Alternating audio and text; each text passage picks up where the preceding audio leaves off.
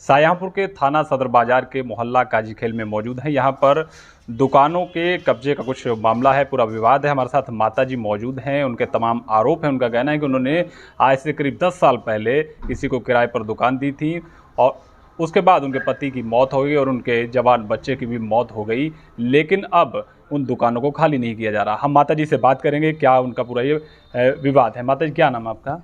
राज रानी। माता जी, ये बताइए कि क्या मामला क्या है, कैसे दुकानें दी थी, क्या हुआ बाद में?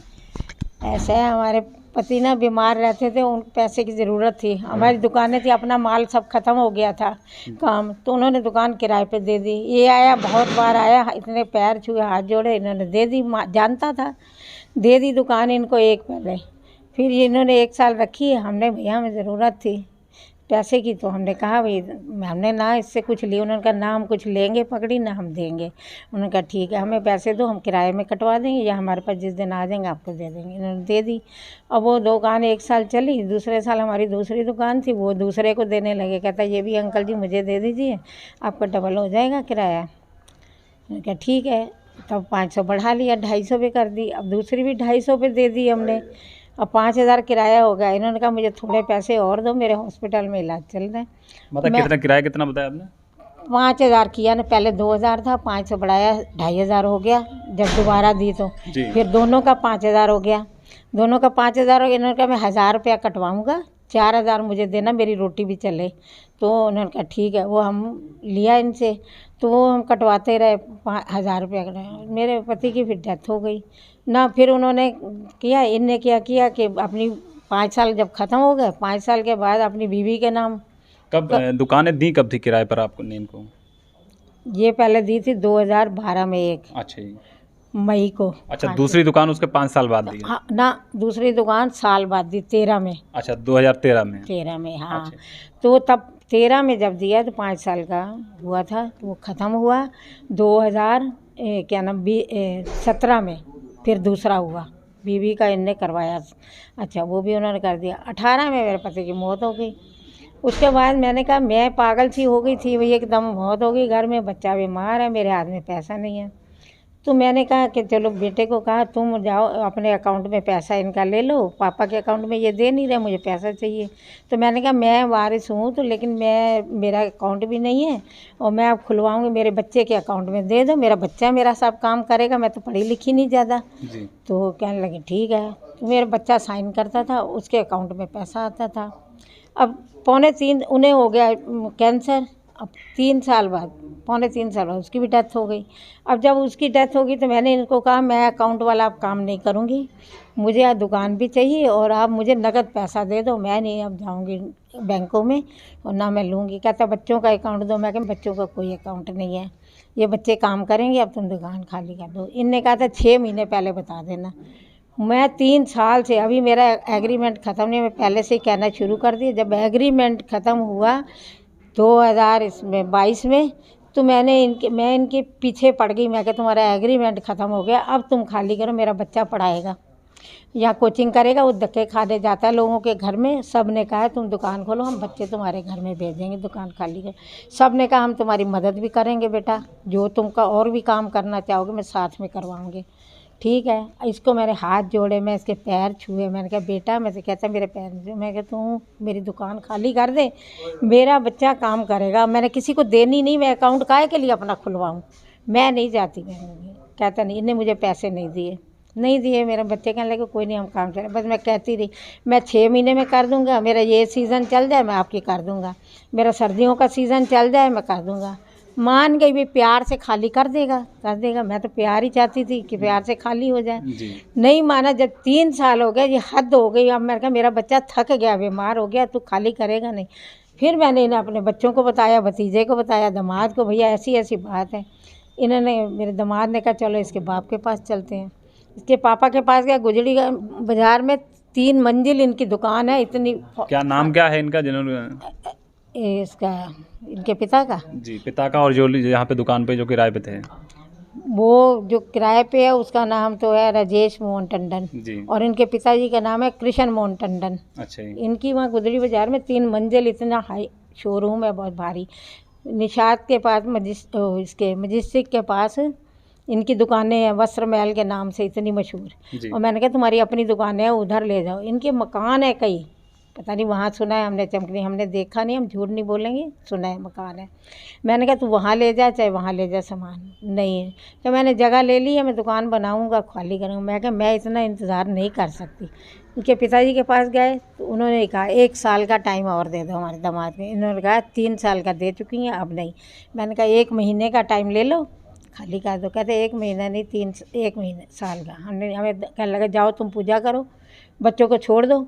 मैंने कहा तुम्हारे बच्चे सब कमा रहे हैं, उनके बाप हैं बेटे हैं सब कमा रहे हैं, तुम बैठ के कमा रहे हो। मेरा आदमी चला गया, मेरा बच्चा चला गया, मेरे बच्चे धक्के खा रहे हैं, मैं पूजा करूं? मुझे पूजा सूझेगी और तुम क्यों नहीं पूजा जाके करते? कह रही इतनी बहस कर गई। इन्होंने कहा उससे कोई फ़ायदा नहीं है, बकवास कर रहा है। मैंने हाथ भी जोड़े उनके आगे, मैंने पैर भी, मैं तुम्हारे पैर छूती हूँ, भाई हो मेरे, मैं इतना कहा। नहीं माना कि आएगा लड़का मैं बात करूँगा तो आपको जवाब भेजूँगा। कोई जवाब नहीं आया किसी के पास।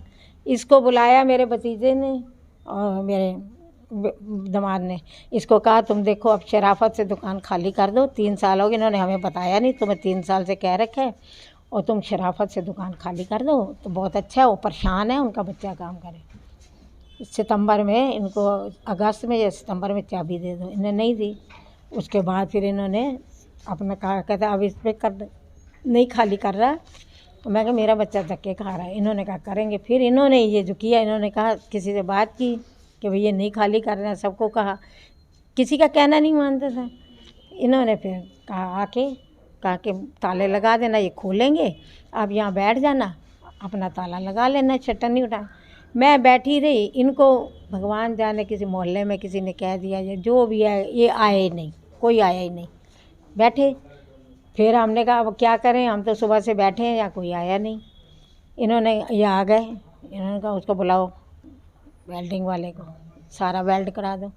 अच्छा, तालों में वेल्डिंग कर दी? वेल्डिंग करा दो। जी। हमने वेल्डिंग सारी पक्की करा दी। हमें ताला खोलने की मतलब क्या था? हमको चोर हैं चकोर हैं, को डरते हैं किसी से, हमारी चीज़ है। हमने नहीं खोला, हमने उसको पक्का करवा दिया। ये इनके नौकर आया दोपहर के बाद 1 बजे, जब अभी वेल्डिंग हो रही थी, वो देख गया, कहता अब ये माता जी क्या दुकान खाली हो गई? मैंने कहा बेटा दुकान खाली नहीं हुई है, लेकिन हो गई समझो, अब ये खुलेगी नहीं। मैंने बंद कर दी, वो नहीं सुनता। कहता अच्छा किया। वो इनकी दुकान पे चला गया, जाके बताया होगा। उस दिन हम सारा दिन देखते रहे, कोई नहीं है। दूसरे दिन सुबह इसने देखा कि अब घर कोई नहीं होगा। बहू हमारी स्कूल गई हुई थी, ये बच्चे दुकान पे चले, वो पढ़ाने चला जाता है सुबह सुबह। हम अंदर लेटे हुए थे, ये आ गए, आके हमारी तार लगा। मैं कहा दरवाज़ा क्यों नहीं खोला, अंदर तो कोई आया नहीं, बच्चे आते हैं तो अंदर। मैं उठ के देखने आई, तार लगा रहे थे, मैं चिल्लाई। मैंने कहा क्यों चला? अंदर आ गया, कहता चिल्लाओ मत, तुमने ऊपर रिपोर्टें भेज दी हैं मेरी, क्या कर लिया उन्होंने? मेरा क्या कर लिया? ये काम क्यों करवाया, किसने करवाया? मैं मेरे दामाद ने करवाया। कहता क्यों करवाया? तुमने गलत करवाया है। मैंने कहा गलत करवाया या सही करवाया? अब तो हो गया, जो होना था हो गया। मेरी दुकान आपने, मैंने तो कहा था इज्जत से खाली कर दो जी। आपने नहीं की, तो मुझे करवाना पड़ा, मजबूर हूँ मैं भी, मेरा सहारा को नहीं, मैं कहाँ से रोटी खाऊं? तो चिल्लाने लगा, गालियाँ बकने लगा, बोले मेरी ऊपर पावर है, तुम जानती नहीं हो। मैं कि मैं नहीं जानती, तेरी इंसानों की पावर है तुम्हारे ऊपर, मेरे ऊपर भगवान की पावर है, वो सबके दिल में रहम डालेगा, सब मेरे पे दया करेंगे। मैं इतनी बात कह कि मैंने इनको अंदर पहले फ़ोन कर दिया। आ गया मेरा भतीजा, तो इन्हें कहा तुम अंदर कैसे आए? अंदर से कैसे निकलो बाहर? इस पर झपटा, लेकिन इन्होंने कहा, फिर खैर निकल गया बाहर धक्का। अच्छा, फिर क्या हुआ माता जी? फिर बाहर बैठ के काटने तो मैंने नहीं काटने दिया, नहीं, इन्होंने पुलिस थाने को बुला लिया, थानेदार आ गया, इसने भी फ़ोन कर दिया। फिर मैं इतने में दामादों को किया, ये भतीजा आ गया, दामाद आ गया, वो आ गया, आपस में उल्टा सीधा बकने बकाने लगे, खड़े हो गए, गाली गुली देने लग गया करने। इन्होंने, थानेदार ने कहा यहाँ मत बकवास करो, चलो थाने में चलो, सब दोनों पार्टियां चलो थाने में। मैंने कहा इन्होंने मुझे गालियां दी हैं, मुझे धमकियां दी हैं, कहते तुम्हारे दामाद को गोली मार देंगे, तुम्हारे बच्चों को, तुम ढूंढती रहोगी बच्चों को, गोली मार देंगे।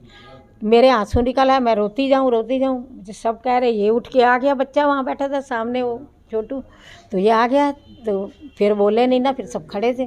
फिर उन्होंने कहा सब चलो वहाँ, ये आ गया बच्चे, इन्होंने कहा चलो कैसे गोली मार देंगे, हाथ तो लगाए। हमारे दोस्त भी थे इनके, उन्होंने कहते बच्चों को तुम्हारे हाथ तो लगाए, तुम क्यों रो रही हो?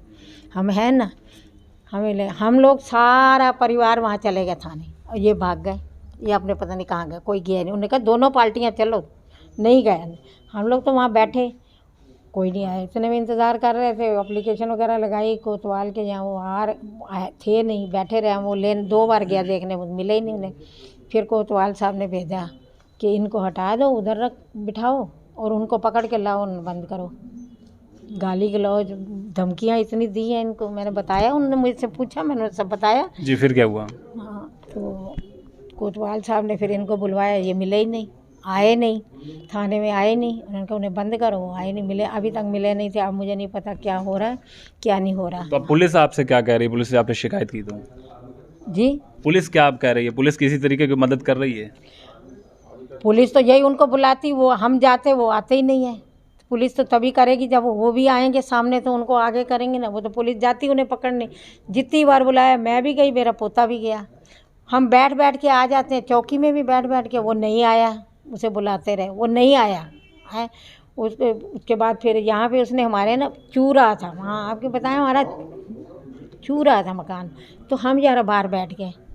तो अब क्या मांग क्या करते हैं पुलिस से आप? हम ये मांग करते हैं, हमें कुछ नहीं चाहिए, हमारा किराया दिलाएं, हमारी दुकानें खाली करा दें, मेरा बच्चा काम करेगा। मुझे कोई शिकायत नहीं, मेरी दुकानें मिल जाए मुझे, मेरे बच्चे खाली घूम रहा है, तो मैं वो काम करेगा, अब करेगा तभी ना। मेरा आदमी है ना मेरा बेटा है, कौन करेगा मेरा? मैं कहाँ से लाऊंगी खिलाने के लिए? बहू है, वो भी विधवा, वो बेचारी 3 साल धक्के खाने जाती है स्कूल, बच्चा ट्यूशन लोगों के घर पढ़ाने।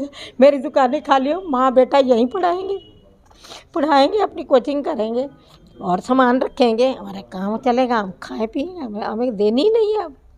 तो मतलब कैसे, जब दुकानें खाली नहीं हो रही, बच्चे काम नहीं कर पा रहे, तो कैसे परिवार चल रहा फिर? बता तो रही हूँ, मेरा बच्चा ट्यूशन पढ़ाने जाता है लोगों के घर, वो BSc कर चुका है, B.Ed कर रहा है, दूसरा साल है। वो धक्के खाने लोगों के घर जाता है पढ़ाने, लोगों की इतनी दूर है, दूर दूर जाता है, कहीं लोधीपुर, कहीं उधर, पैसा नहीं होता, पैदल जाता है, थकता नहीं। लोधीपुर नज़दीक है क्या? वहाँ जाता, बेरी चौकी, इधर इधर पढ़ाने जाता है, दूर दूर घरों में पढ़ा जाता है। BSc की हुई है उन्हें, तो अब B.Ed कर रहा है। अब अपनी दुकान में करेगा, पढ़ाएगा, तो उसकी सब आएगी ना, कोचिंग तो करेगा, बैठ वो पढ़ाएगा। मेरी बहू पढ़ा रही है, स्कूल में कर रही है, वो पढ़ाएगी।